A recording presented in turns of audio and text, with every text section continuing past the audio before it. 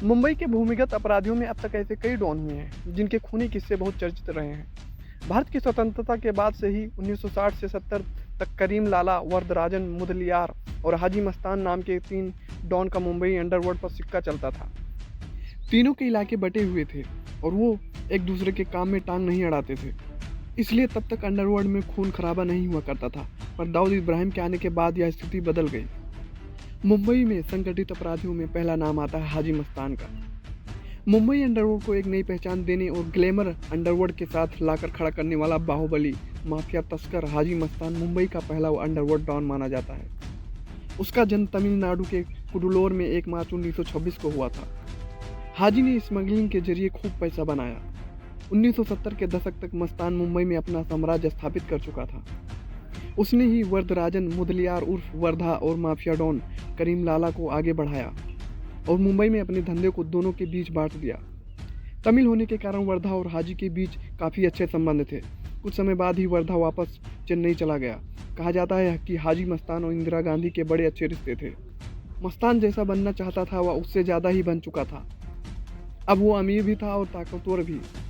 मस्तान को सफ़ेद designer suit पहनने और मर्सिडीज की सवारी करने का बहुत शौक था।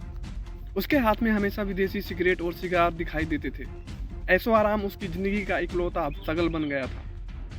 हाजी मस्तान के बाद दूसरा नाम आता है करीम लाला का। करीम लाला पठान था और अफगानिस्तान के कुनार प्रांत में 1911 में पैदा हुआ था। मुंबई के तस्करी समेत कई गैर कानूनी धंधों में उसके नाम की तूती बोलती थी। उसका प्रभाव इसी से पता चलता है कि खुद हाजी मस्तान उसे असली डॉन कहा करते थे। 21 वर्ष की उम्र में पेशावर के रास्ते मुंबई पहुंचा और यहाँ पर उसने अपना धंधा शुरू किया।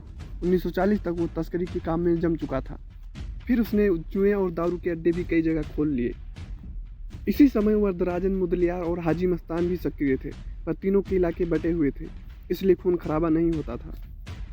मुंबई के संगठित अपराधियों में तीसरा नाम आता है वरदराजन मुदलियार का। वरदराजन मुदलियार 1926 में मद्रास प्रेसिडेंसी थुटुकुडी में पैदा हुआ था और जल्द से जल्द अमीर बनना चाहता था। छोटी मोटी नौकरी करने के बाद वह 1960 के दशक में 34 साल की उम्र में वह मुंबई चला गया और वीटी स्टेशन पर कुली का काम शुरू कर दिया। वहीं वो अवैध शराब के कारोबार से जुड़ा। उन दिनों मुंबई में हाजी मस्तान और करीम लाला का राज चलता था। वरदराजन तब गुर्गा था, लेकिन कुछ ही समय बाद उसने खुद का धंधा शुरू कर दिया। वरदराजन कारोबार बढ़ाना चाहता था, जिसके लिए वो हाजी मस्तान से मिला। हाजी वरदराजन से प्रभावित हुआ और दोनों साथ आ गए। इसी दौरान हाजी मस्तान ने उसे करीम लाला से भी मिलवा दिया। कुछ ही सालों में वह मुंबई में स्थापित हो गया। हत्या की सुपारी लेने से लेकर जमीन खाली कराने और ड्रग्स की तस्करी करने जैसे मामलों में मुदलियार शामिल था।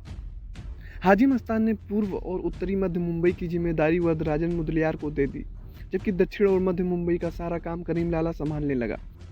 मुंबई में रहने वाले तमिल समुदाय के लोग उसे मसीहा मानते थे। वह भी अपने लोगों के लिए पूरी तरह समर्पित था।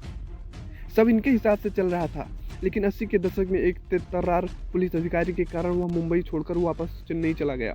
2 जनवरी 1988 को चेन्नई में माफिया वरदराजन मुदलियार की दिल का दौरा पड़ने से मौत हो गई। तो ये थी कहानी करीम लाला, हाजी मस्तान और वरदराजन मुदलियार की।